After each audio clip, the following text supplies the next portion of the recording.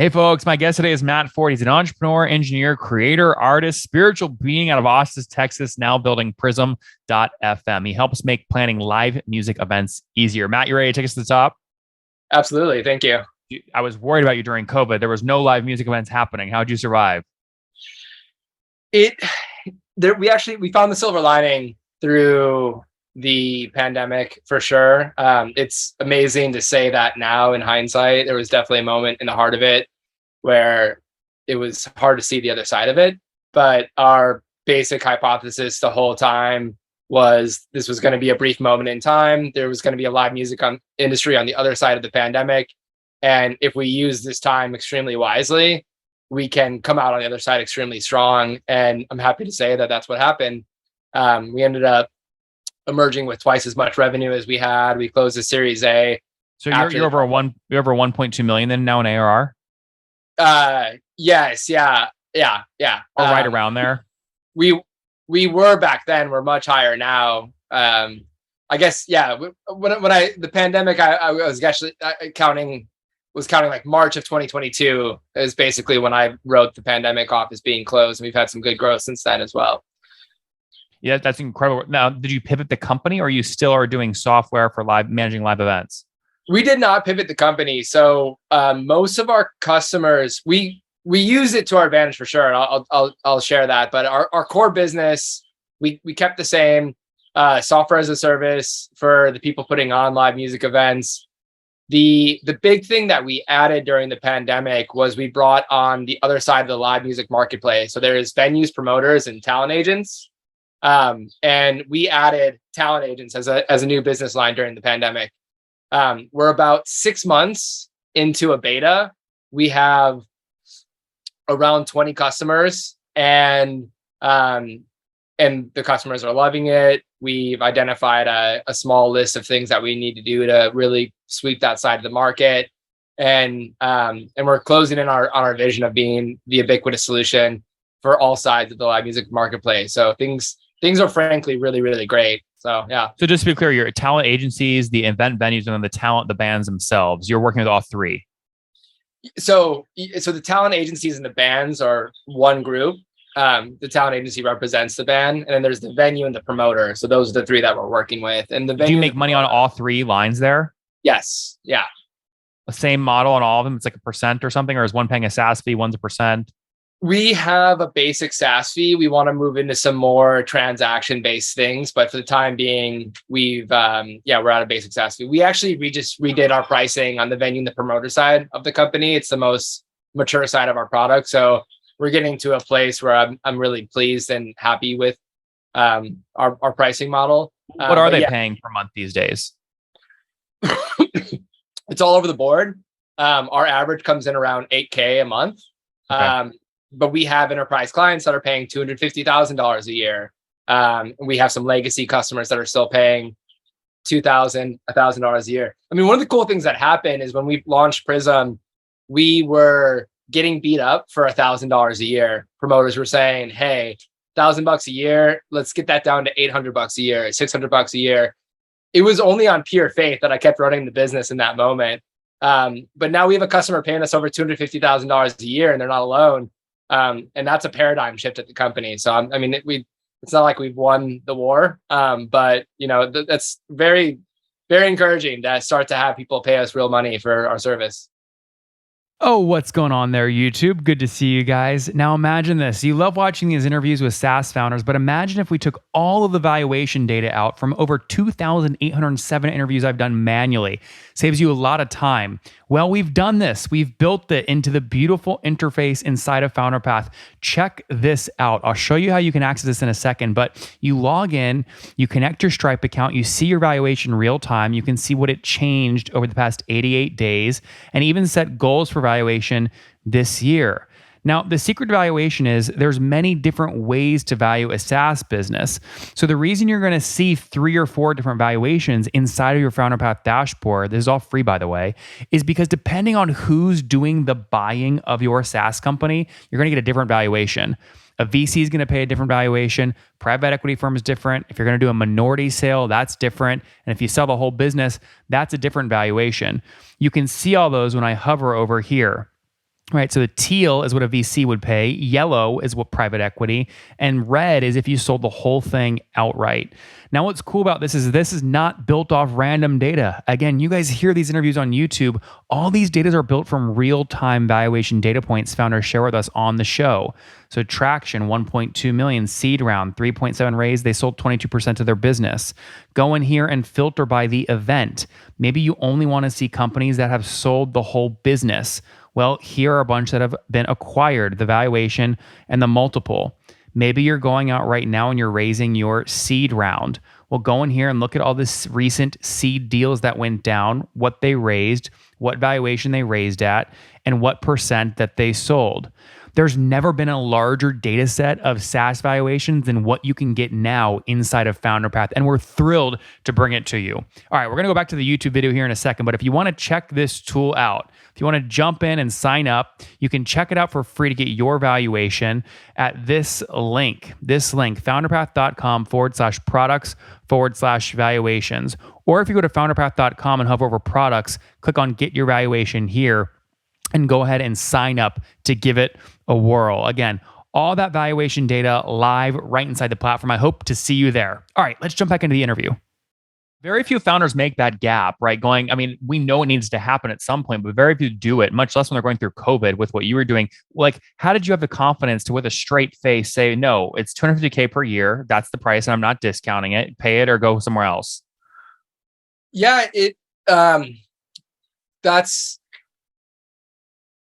there's a lot packed into that question. With that particular client, they launched $100 million initiative. They raised $100 million to buy music venues and to create a tremendous organization. And very early on, they got in touch with us. They understood the value of software. They've tried to build out their own systems, and they know how much it costs them. Yeah. So I think those were all very important factors. We didn't have to convince them of our value, and the price has gone up multiple times on them, and it's been rooted in software needs. So to be clear, they're not paying us as a consultant. They're paying us fees, SaaS fees, and we've been able to get them up over time based off of the features that we're pumping out. So, we get to a certain place where Prism's running a big chunk of their operation, and they're saying, hey, there's this other bucket of our business. We're spending a lot of money on it. It would be really valuable for us if you could streamline it, and then we negotiate on the fees. So through that process, we've gotten them up to $250,000 a year. And Matt, break down this for me, the revenue buckets of these three different folks you're selling to. What percent of revenue comes from which group? By far, so venues and promoters, it's a little bit hard to distinguish because a lot of promoters are also venue owners. So it's really just two buckets. It's promoters and venues and agents. So, and the vast majorities are promoters and venues. Like more than 90% of your revenue? Yeah. Oh, wow. Okay. And how many folks are paying over there? How many customers? Well, the agency market's 6 months old. So that's probably mostly why. I see. How many individual venues and promoters, like customers, do you have? Somewhere around 240. Wow. Okay. 240. Interesting. That's great. And you said on average, they're paying like $2,000 a month? No, on average, it's $7K a year ish. Yeah. $7K a year, $600 a month, something like that. Yeah. Can I multiply that? I mean, can I take $600 a month times 240? That puts you at $150,000 a month in revenue. Yeah, that's the way the math works. I'll for political reasons, I won't confirm or deny that, but that sounds about right. Yeah. Why'd you decide your funding history to date? You raised $1 million in 2017, I believe. You raised $2.2 million in 2019. Are those both accurate? And did you raise more? So 2019 was a bridge note that converted in 2022 on like a $9 million round. Yeah.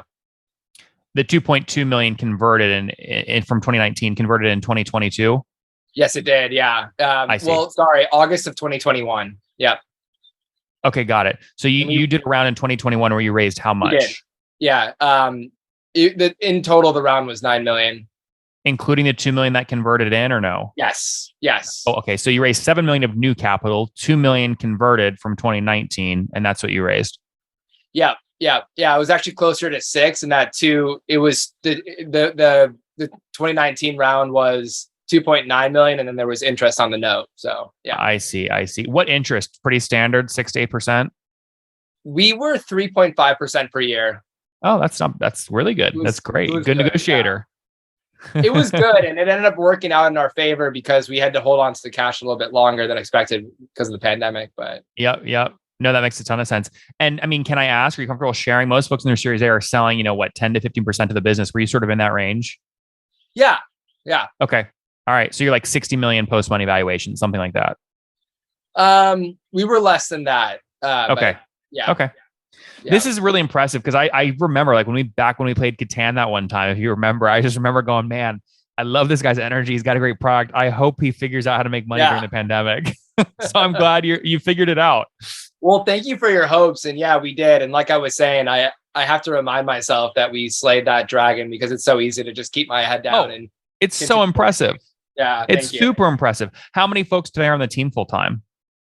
And this is one of the things that I'm most excited about is we've got a relatively lean team. I think it's 20 full time. And we are in a place where we could cut and be profitable right now.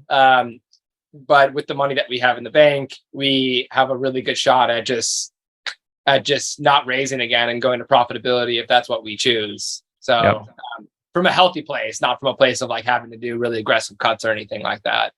So we really reinvented ourselves during the pandemic. We grew revenue a lot, but we also set ourselves up to be a much, better, more profitable company in the future as well. And it really has worked out in our favor. Yeah. One of the ways to capture more value for any SaaS company is to sit really close to the payment stream of your customers, help them get more payments, and then take a percent fee there, right? So you haven't moved into the percent fee model yet, but it sounds like you're thinking about it. If you do move into that, what will it look like? Yeah, thank you for asking. We do. Yeah, wow, exactly. You just called out our playbook right there for sure. We help them track their payments. We help them account for their payments. We help them invoice their payments. We're not actually facilitating it yet. So that would be a really tremendous line of revenue for us if we get into it.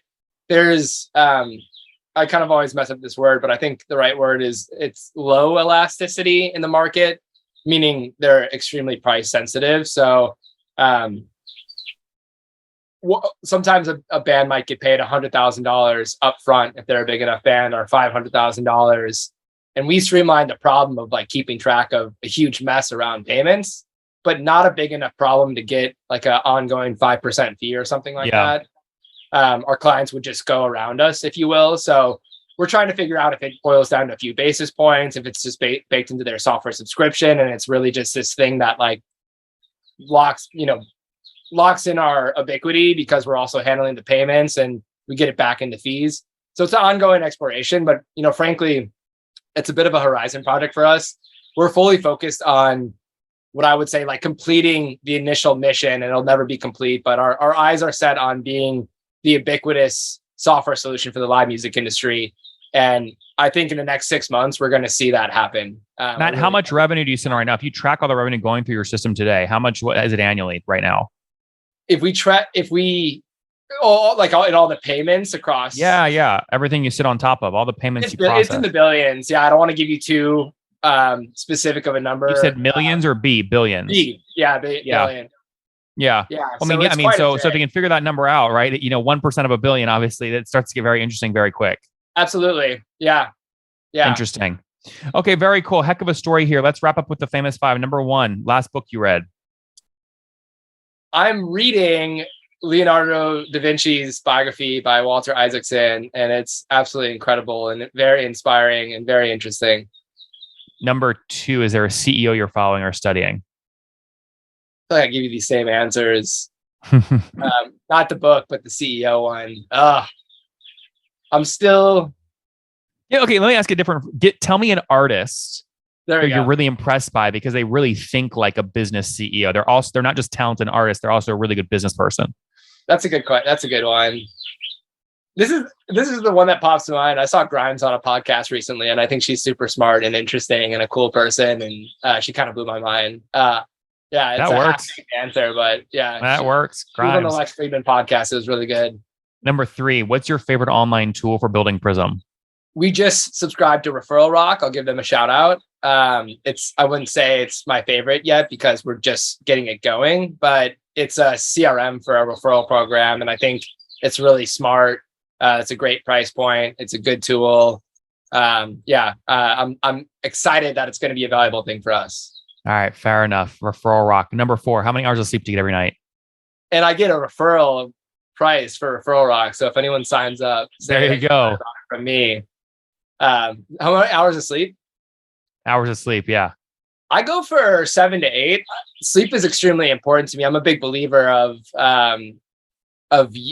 doing the things, sleep, meditation, exercise, so that when I'm working, I can get that time back because my energy is just really that good. So I believe that health pays dividends, and that's the model I follow.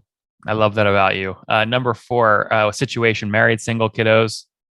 1 kid, single. But I'm interested. So he's still playing the drums or what?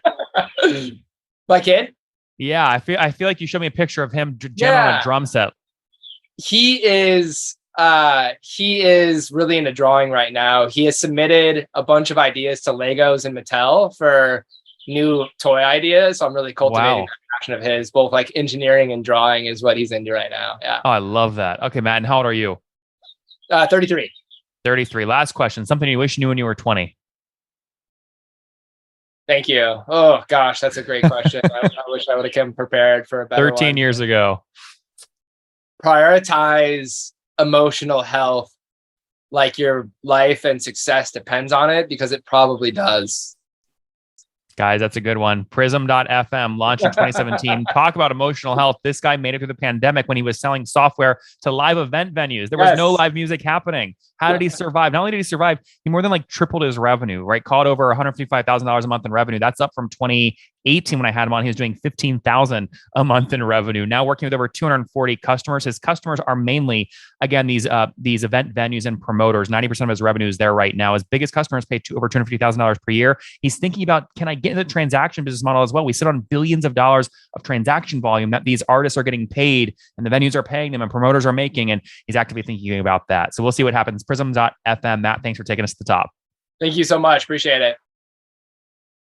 One more thing before you go. We have a brand new show every Thursday at 1 p.m. Central. It's called Shark Tank for SaaS. We call it Deal or Bust. One founder comes on, 3 hungry buyers. They try and do a deal live, and the founder shares back-end dashboards, their expenses, their revenue, ARPU, CAC, LTV, you name it, they share it. And the buyers try and make a deal live. It is fun to watch every Thursday, 1 p.m. Central. Additionally, remember, these recorded founder interviews go live. We release them here on YouTube every day at 2 p.m. Central. To make sure you don't miss any of that, make sure you click the subscribe button below here on YouTube, the big red button, and then click the little bell notification to make sure you get notifications when we do go live. I wouldn't want you to miss breaking news in the SaaS world, whether it's an acquisition, a big fundraise, a big sale, a big profitability statement, or something else. I don't want you to miss it. Additionally, if you want to take this conversation deeper and further, we have by far the largest private Slack community for B2B SaaS